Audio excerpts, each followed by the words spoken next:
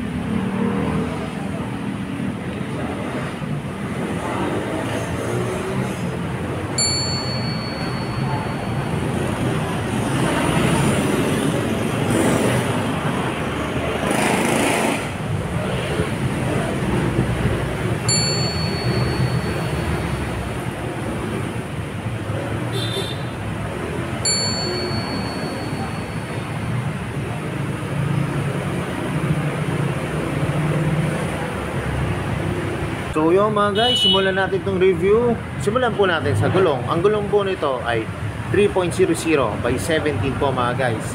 Tapos ito po ay drum brake. Yan. Tapos kita nyo naman yung spike ng gulong sa harap ng YTX. Ganda po, saka malalalim mga guys. Tapos itong kanyang fender po sa harap ay matte black. Yan mga guys. Yan mga guys ha, drum brake po siya, drum brake. Tapos ito po kanyang front shock ay glossy po na black. Tapos mga guys, napunta tayo sa likod na gulong. Mga guys, ang tatak po nito, MVP Japan. Yan. Tapos ang suot naman po nito ay 3.00 din po mga guys, by 17 din po. Tapos kung makikita nyo mga guys, magkaiba yung spike ng harap sa kalikod yan. Pero mga guys, ito, subok na tong gulong na to kasi makapit po to kahit yung mga mabubuhangin na kalsada sa kayong basta. Napaka-makapit po niya mga guys. Tapos, ito naman natin ito kayang pipe.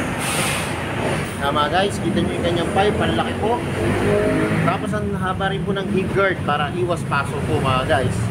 Tapos mga guys, itong kanyang rear shock, 4 po ito na ang kulay po ay glossy na black. Kita nyo mga guys, ang ganda po ng design. Tapos, pwede nyo po siyang i-adjust. Yan po ang ganda, kung gusto nyo pataasan o bababaan. Yan mga guys. Tapos, kita nyo ito yung kasap po niya, ang ganda po, glossy na black, saka laki po, saktong-sakto sa mga paa ng mga naangkas.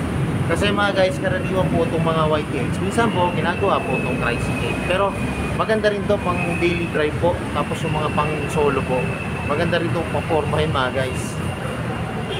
Tapos mga guys, pupunta tayo sa kanyang grab bar. Yan, ang ganda po, glossy po na black. Yan, saka malaki mga guys. Pwede rin ito lagyan ng top box. So iba mo nakikita ko nilalagyan po ng top box. Tapos yung kanyang tail light po, yan po, valve type. Yung kanyang signal light po, yan, magkabila po. Matibay po, matigas po. Hindi siya madaling mabali. Tapos ito yung kanyang fender sa likod, yan, maganda rin po.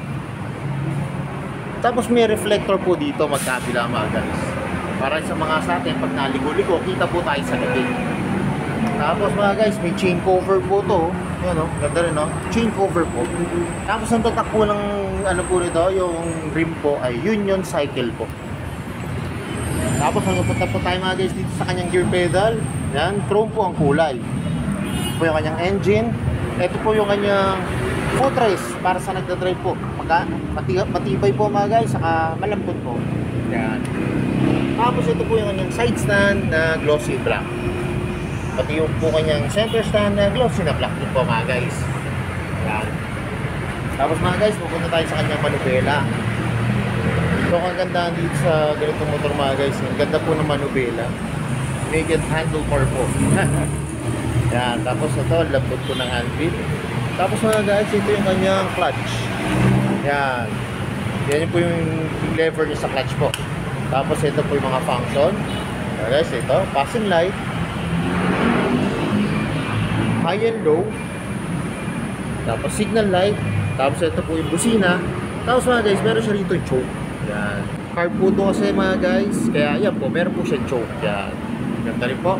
Tapos meron po siyang, ito po ang kanyang ignition. Yan. Bali, ito po mga guys, may push button, tapos may kickstart po. Yan ang kagandahan po dito. Yan. May push button sa kami, kickstart po siya. Tapos yung kanyang manobe, i-throttle po. Yan. Lambot po. Ito yung kanyang brake lever. Tapos mga guys, ito po yung sa kanyang gauge panel po. Yan, analog po siya. Tapos dito po makikita nyo neutral, yung signal light, tapos yung headlight po mga guys. Tapos yung function po na susiyan nyo po, yung lock, tapos yung para ma-open nyo po, may start nyo po. Tapos mga guys, ito po yung gas tank niya. Ang ganda po ng gas tank nito mga guys. So, saan binibidyo nga po pala, ito po ay glossy na red. Yan. Parang red po, maroon siya eh. Tapos ito po yung kanyang gas tank. Kaya mga guys, ang laki rin po. Na glossy black naman po yung dito. Kombinasyon po ng glossy na red tapos black po. Tapos papunta naman tayo sa kanyang headlight mga guys. Ang headlight po nito ay bag type din po. Ito po yung kanyang signal light. Yan, magkabila po mga guys. Tapos siyempre, ito po yung sa kabilang side po. Ito yung kanyang kickstart. Yan, mga guys, kulay chrome po yung kanyang kickstart. Yan. Tapos ito nga yung footrest. Tapos yung kanyang brake pedal po ay chrome din po mga guys. So yung mga guys, ito na ginaabangan ko. Sasakyan ko na yung YTX 125 ng Yamaha. Tignan natin kung ano yung tsura natin pag nakasaya.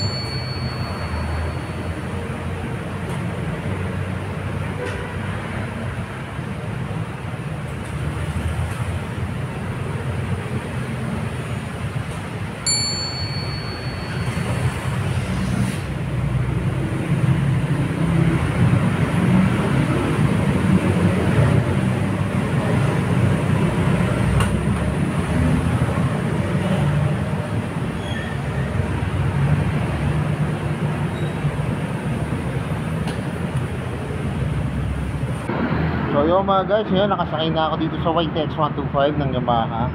Mga guys, kanina kung mapapansin nyo, medyo may tataasan po siya para sa akin. Kita nyo, ano po ako, dito ako gano'n. Pero mga guys, kunyari, gagawin nyo naman po itong pang solo drive lang po. Pwede nyo pong bawasan yung kanyang ref shock. Tapos di ba may adjustment naman po siya. Pwede nyo po siyang babaan mga guys. Tapos yan po, malambot naman po yung kanyang brake pedal. Ayan. Tapos yung kanyang gear. Ayan. Lambot din naman po. Ayan. Halos hindi nyo nga marinig na pero nagpalit na po siya ng gear. Ayan o, ang lang po ng tunog.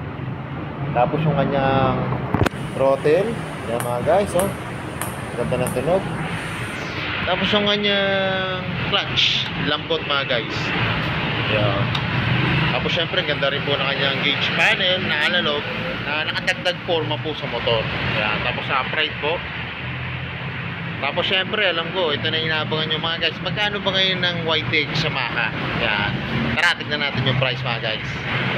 Mga guys, add ko lang. Ganda rin po nitong YTX sa Yamaha. Kasi ang laki po ng upuan niya. Saka lambot po. Ayan. Kanina nung nakasakay po ako, lambot po ng upuan niya. Tapos yun nga, pwede kayong mag-angkas pa po ng kahit dalawa pa nga po pwede. Kasi lapad po ng upuan niya.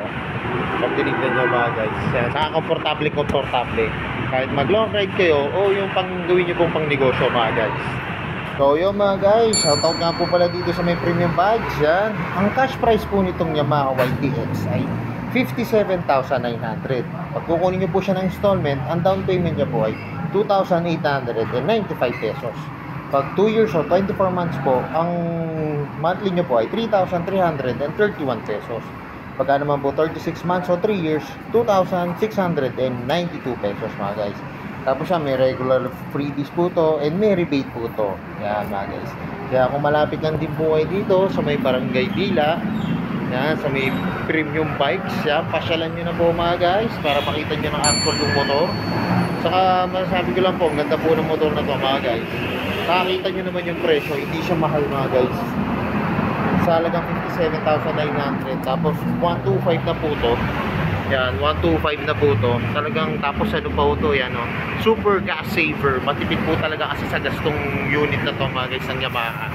Kaya kung ako sa inyo, pasyal na po kayo para makita nyo po yung unit mga guys.